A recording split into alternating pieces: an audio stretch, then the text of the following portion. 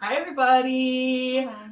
I'm Penny from Silver Sun Astrology, as you likely already know, and this is Christine Hi. from Walking in Nature.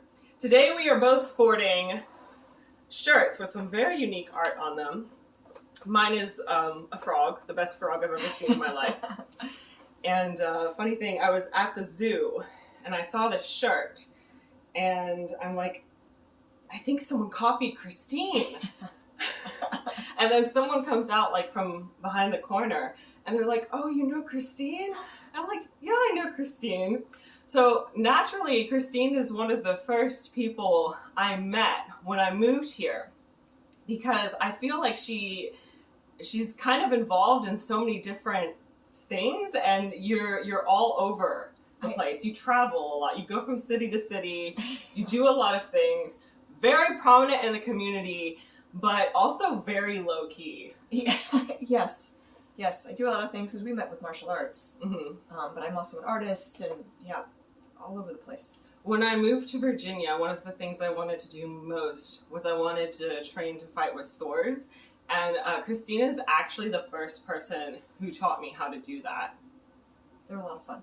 Yeah, so she teaches historical European martial arts, which you might never have heard of before, but it's basically this amazing combination of history and martial arts, for people who like to learn about history and read historical texts, and then also learn some fighting skills that can even apply to modern day fighting styles as well, but you get to use a sword as you practice.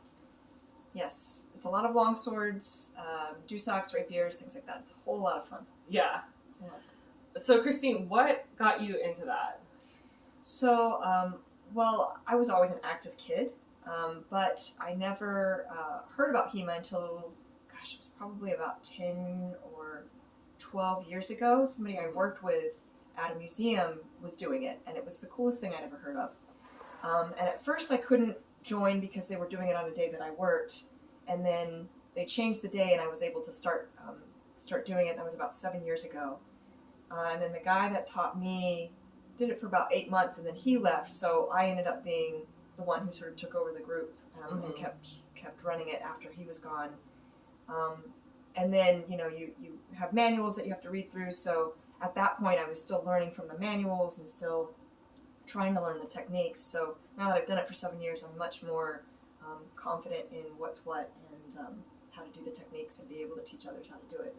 I can geek out about swords for hours. I every once in a while somebody will ask me a question about swords and I start answering, and you can see the moment their eyes are glazing over where they're like, oh, this is a lot more in depth than I thought it was going to be. My husband and I are never like that, though. Like, my husband and I met talking about swords, and then her class is one of the first places I ever brought him as well.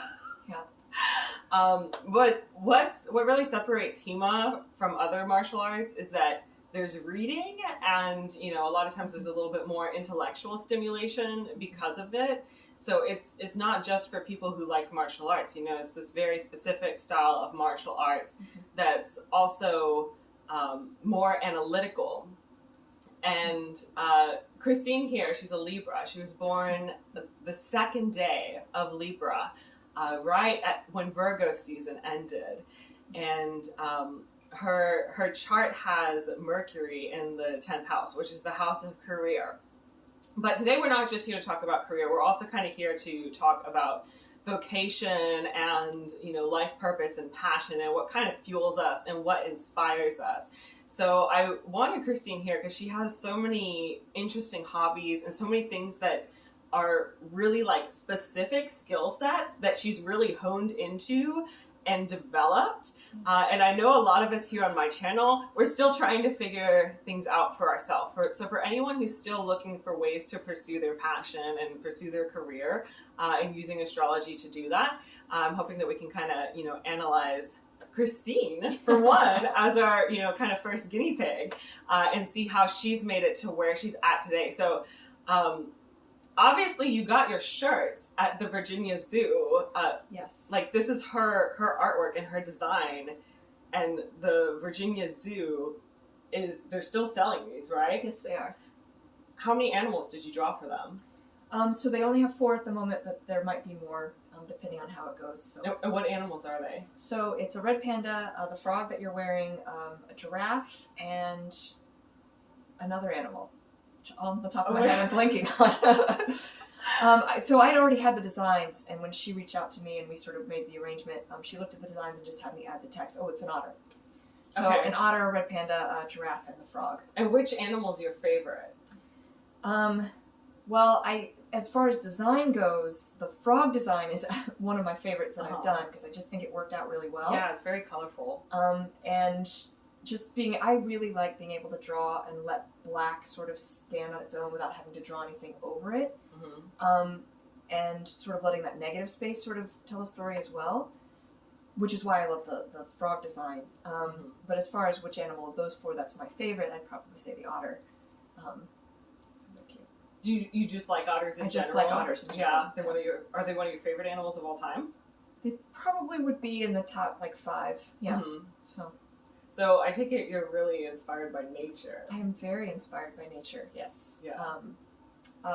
Most of what I draw are wildlife portraits, so it's a whole lot of bringing awareness, or if I see something where an animal is maybe endangered, I'll put some focus on that and make sure that I draw that out. And I figure that if you see an image of an animal and you love it enough to get a shirt, then you'll be much more likely to want to protect it or to support legislation that will protect it in the future. So yeah, there was an artist I was talking to at a gallery recently, and his advice for my daughter, who's a young artist, is find a problem in the world that you care about and, make art that helps come up with a solution for that.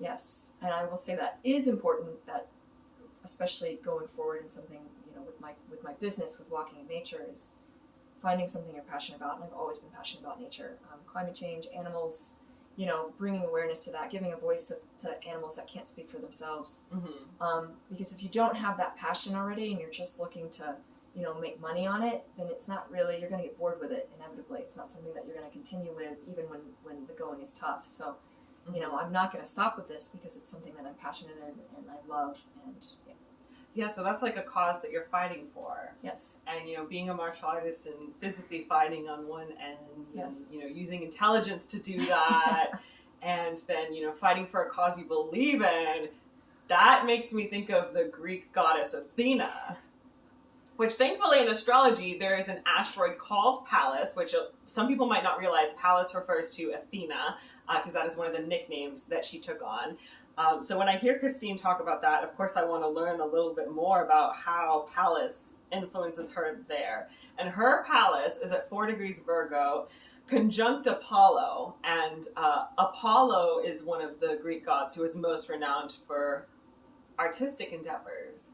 And he's also associated with the sun, which is self-expression. So it does make a lot of sense that Christine has come to a point where she's making art that helps her fight for things she believes in, and also enjoying those intellectually stimulating arts.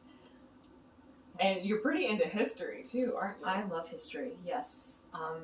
Which with HEMA it goes hand in hand, history and HEMA. But when I was in college, I was a studio art major, but I got a history minor because it's something I've always been passionate about. I love it. I think it's so fascinating, the things that happen in history, and I wish when they make movies and they're inspired by, just tell the real story, because honestly that's more interesting often than what they come up with. I agree with that. Yeah, a lot of times the real story is more interesting. Yeah, and how sometimes everything shaped out off of one decision or one moment changed everything. Yeah. And how if that had gone even just a little differently, our world would be radically different. Oh my gosh. It's such a fascinating thing. Would you want a time machine?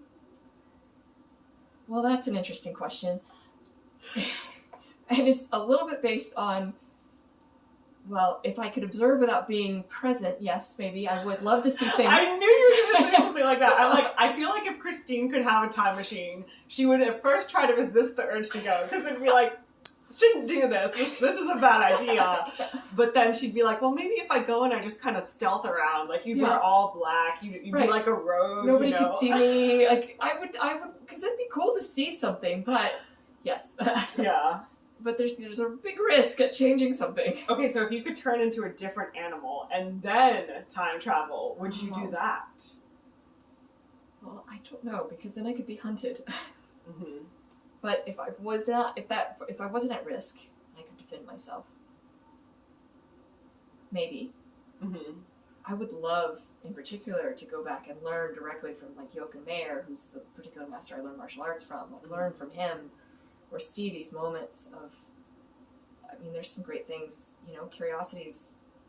See the Egyptian pyramids being built, or watch how some of the battles unfolded, or I don't know. There's a lot you could see, or civilizations that are no longer there. We don't know much about. Like taking a look and peeking at one of those. Yeah. I've always said if I had a superpower, the superpower I would want is the ability to, with control, but the ability to touch something and then activate an ability to sort of see and understand the history of the thing that I touched. That's always what I've wanted to do. If I ever got a superpower, not what I've always wanted I know to someone who can do that. Oh. He's upstairs. No, seriously, you should talk to him about that later. It's called psychometry, though, actually. Psychometry is people who can touch objects and you get visions about the past and what that object has been through. Because I feel like I could learn so much. Yeah. And then it'd be like not a time machine. You would get the whole thing without accidentally messing something up. Uh-huh. So you obviously have an intense interest in history, and I'm interested to see in the comments below, for other people who study astrology, what signs and placements do you associate most with history? For me, I think it depends on what type of history you're learning. Cancer can definitely be one of the signs that's about history, but more specifically the history of your own specific family. And Cancer or fourth house might bring more of an interest in learning ancestry. Like I have my North Node in my fourth house, and I've learned a lot about my ancestry. And then Scorpio is kind of the next one I think of for history, because it's about how things change over time. And then Aquarius is about humanity as a whole. And of course, the respective planets, they relate to Pluto and Uranus and Saturn also have a lot to do with history. So when it comes to someone's interest in their career or vocation, and when it comes to their interest in history, that's the type of thing I would look at. And Christine's Saturn was loosely conjunct Hephaestus, which is a Greek god that I'm still kind of learning more about. But he also specifically is a renowned blacksmith. He was like the best metal crafter in all of history. So Christine, what specifically got you interested in swords? Well, I've always been interested in swords. I don't remember a time necessarily where that was something that went away. I've always loved fantasy movies. I've always loved... although originally, when I was looking at ways to learn swords, I would think about taking Kendo, and those sorts of things. But I think I've always had an interest in it because I've always been drawn to movies. Even Star Wars, where you have lightsabers, you're fighting with an object that could be roughly sword-like, and I've always loved those. Sci-fi and fantasy have always been my favorite types of movies to watch, and I do think that's probably where my interest in swords have never died out. So. Yeah, and it's just been as long as you can remember. Yeah, I don't remember a specific moment where I was like, swords, this is it. No, I've always loved swords. Dude, it might even be from a past life. That might be some karmic. Maybe you were like a blacksmith in a past life. You spent all your time making swords. I think it would be interesting to see you do a regression, especially since your interest in history, so you can actually see what you were in a past life. I've actually tried on YouTube to do some of that, although to medium success. I have ADHD, so sometimes it can be hard for me to stay focused long enough to meditate deep enough without something pulling me out. But I have tried to do some past life stuff, which has yielded some interesting dreams right after I did it. But wow, yeah, cool. I've been afraid to do it because I'm like, I don't know what I'm gonna find.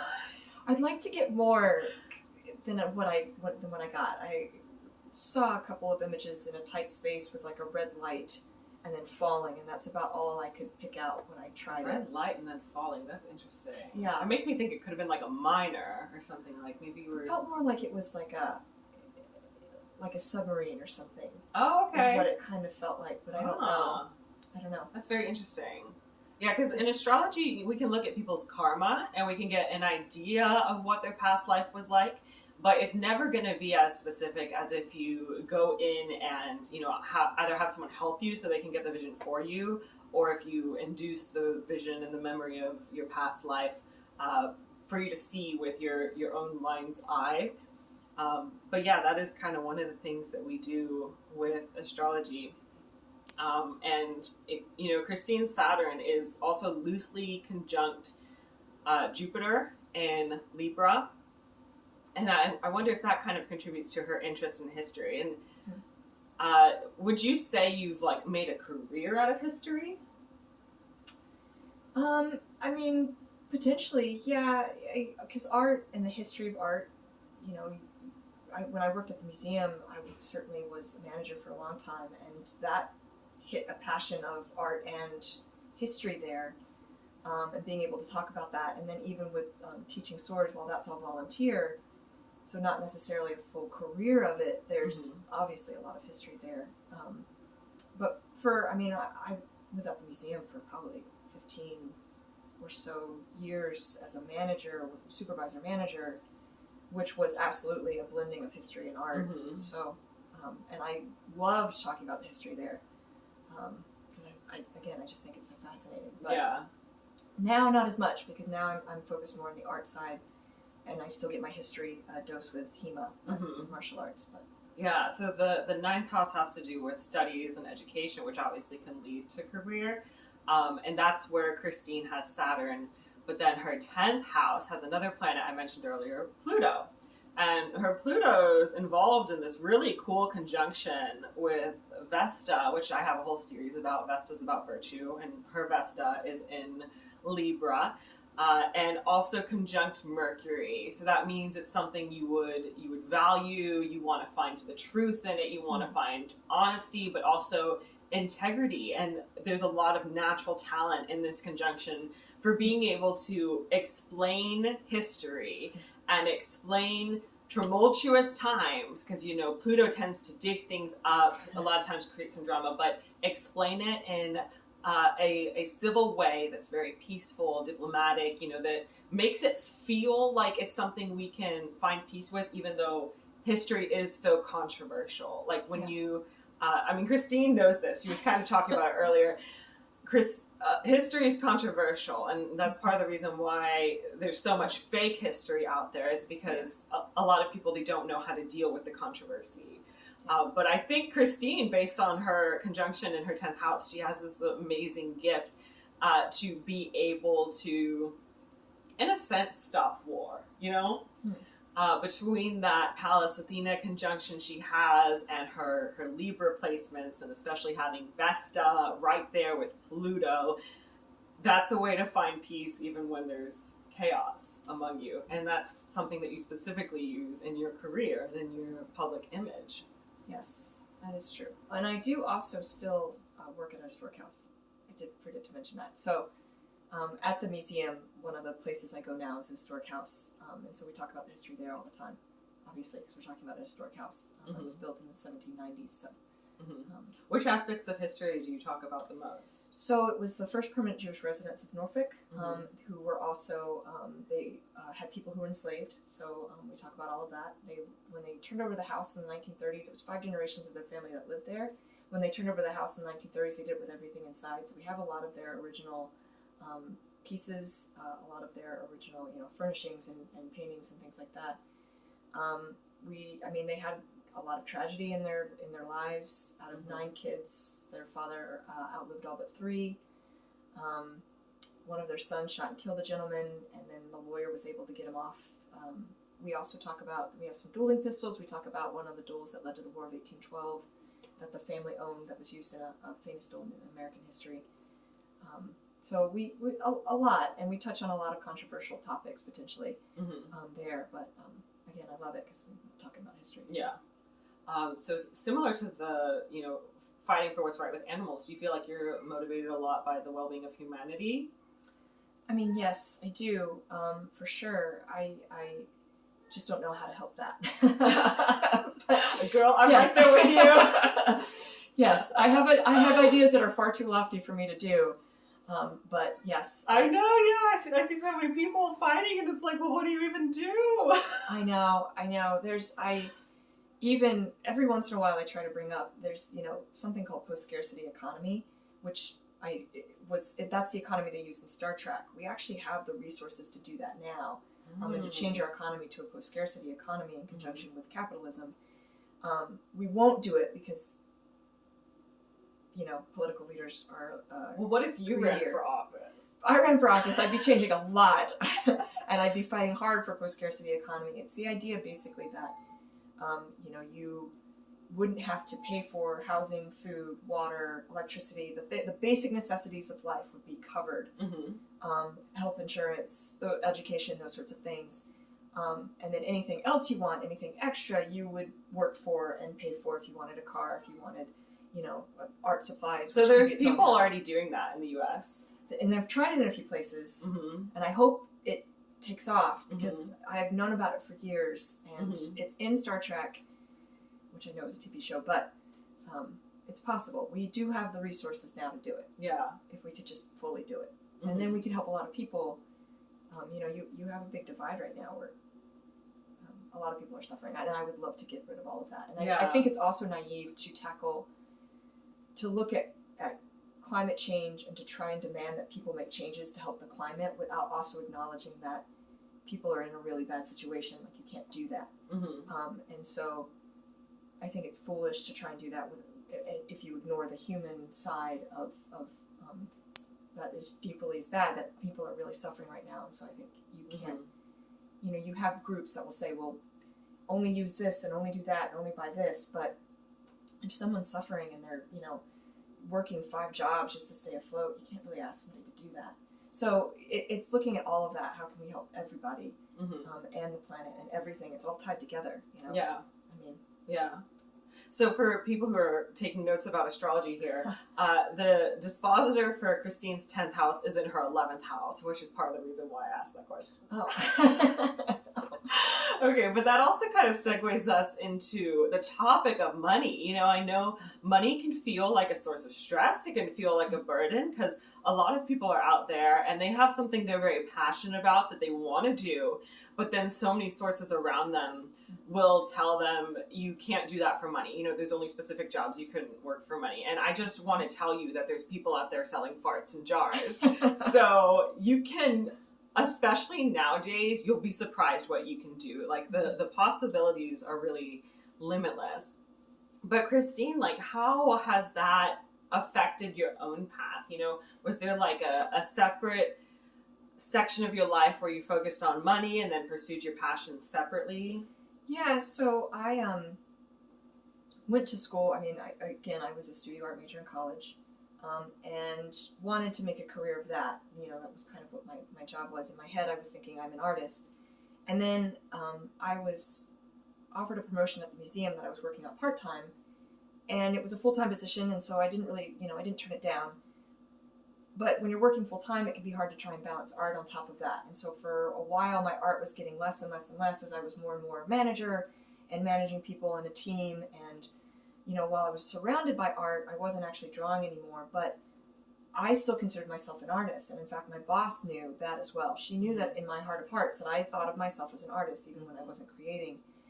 And so finally, I kind of had the realization that, I haven't done anything artistic in years. How can I call myself an artist? But that's what I am. That's what I've always been. And so I started for a while trying to balance part-time working on art and building up a store with full-time at the museum I was working in. And I did that for a couple of years, which was really hard because then it's, the 2 days off, you're cramming with what could have been a full 40 weeks, a full 40 work week. 40-hour work week, and building that up slowly and trying to get my hand in a lot of different pots. There's a lot of, for artists, there's a lot of potential opportunities, a lot of different websites you can go onto to try and sell your art. And I was doing a lot of that, different marketplaces and things. And then in May 2019, I sort of realized that, you know, I had built up myself a little bit of a cushion, and I was making not livable money quite yet, but I was making a decent amount of money on the side. And so I stepped down as manager and became just a part-time employee and opened up an Etsy shop and sort of jumped all in there. And I mean, through all of this, I was also taking courses and trying to learn business and how do you market. And, you know, I took an Etsy crash course and did very well on Etsy. And within I made probably my first sale within the first couple of weeks of my shop being open.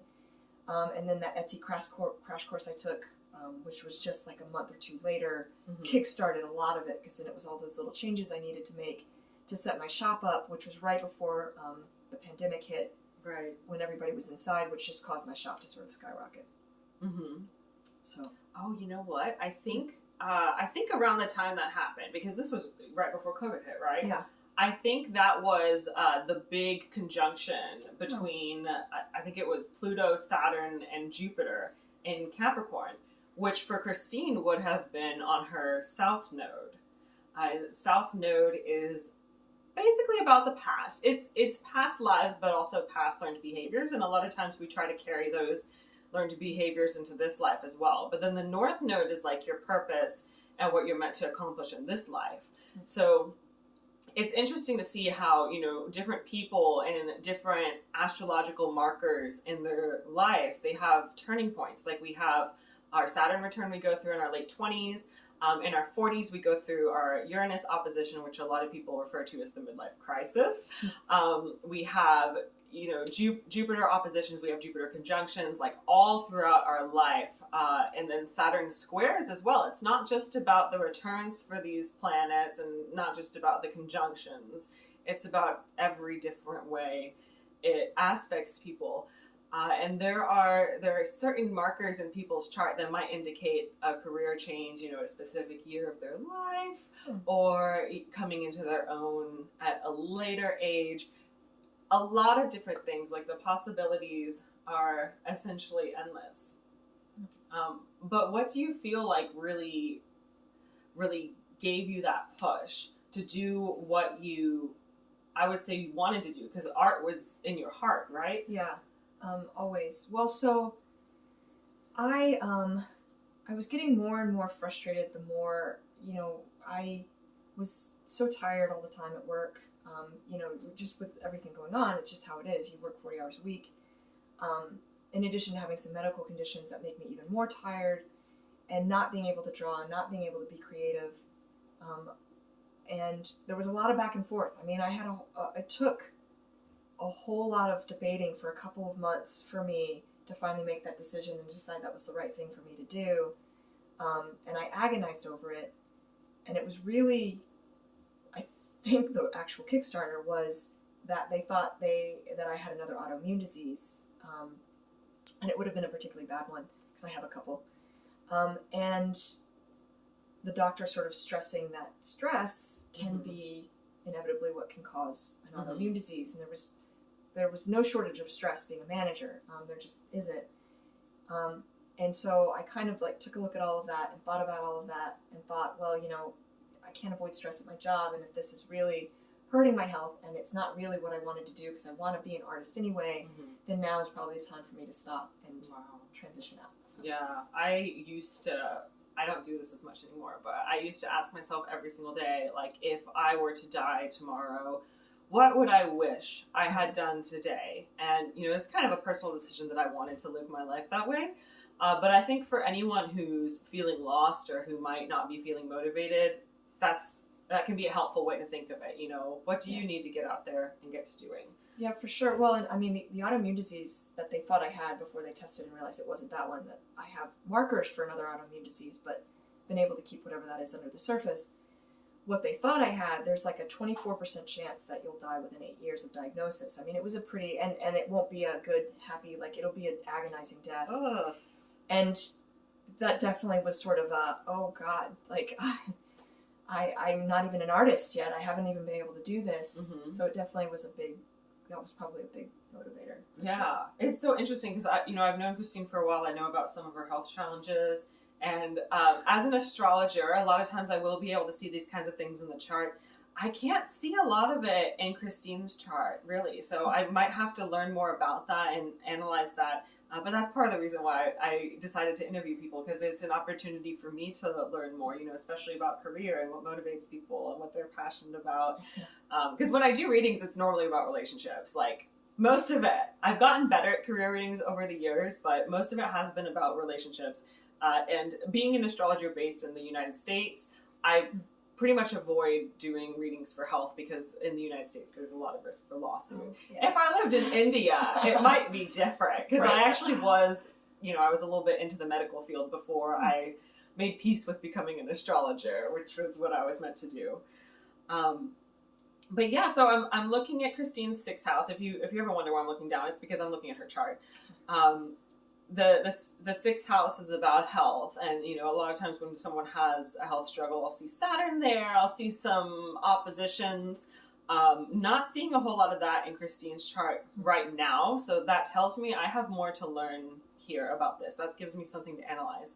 And then when we're talking about money, the way people make money is shown by their 2nd house.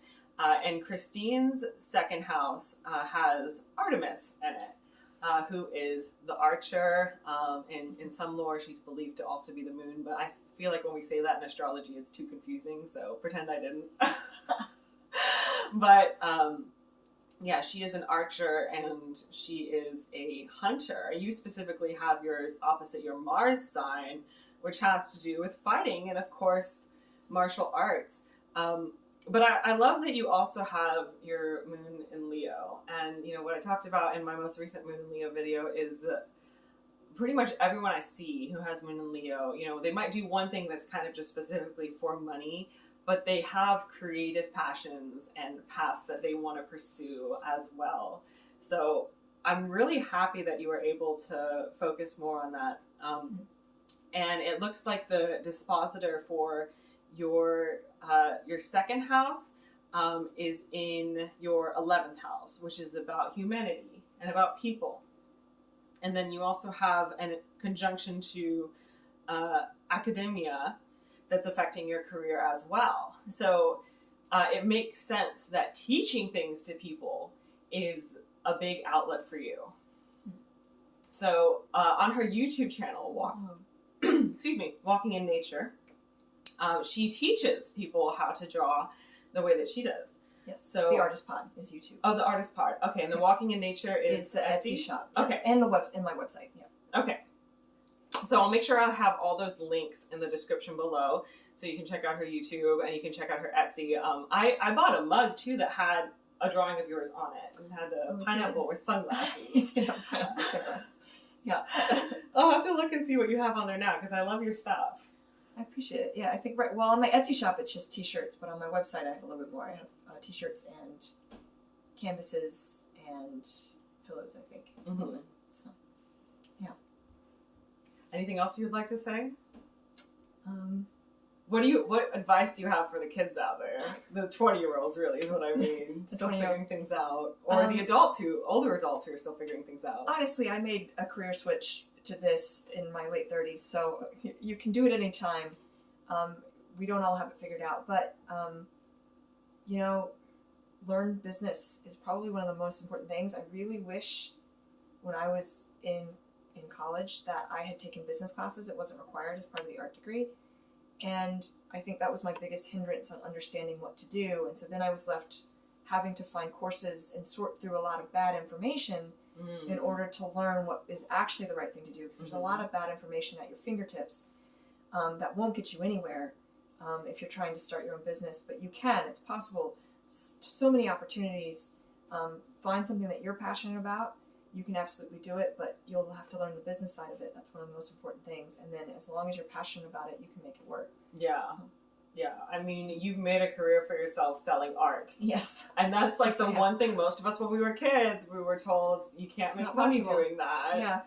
But here we go. here's our proof. Possible. You can do it. Absolutely. Can absolutely do it.